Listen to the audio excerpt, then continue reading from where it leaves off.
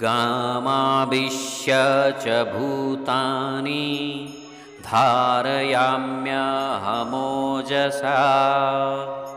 पुष्णामि चौषधिः सर्वः सोमो भूत्वा रसात्मकः। बंधुगण, गाम शब्दर अर्थ पृथिवी एवं ओजसा शब्दर अर्थ शक्ति।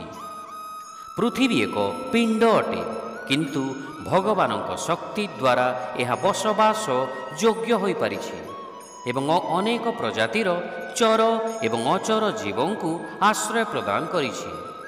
पिलादिने आमे यह भावी आश्चर्य होइथाउ जे समुद्रर जल लवणाक्त काहीकि।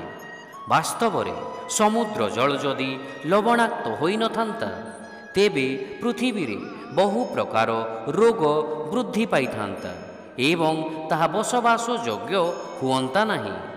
तेणु भौतिक कारण जहा थाउ ना काहीकि भगवानंकर इच्छारे ही समुद्र जल लवणाक्त अटे।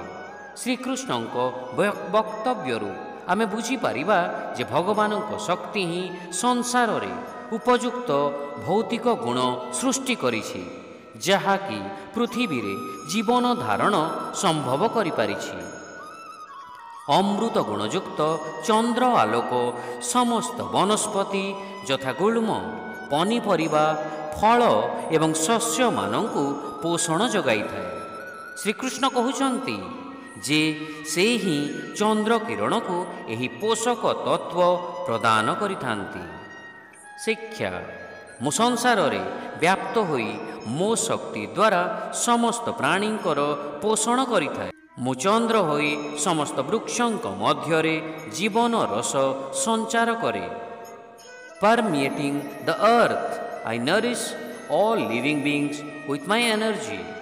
Becoming the moon, I nourish all plants with the juice of life.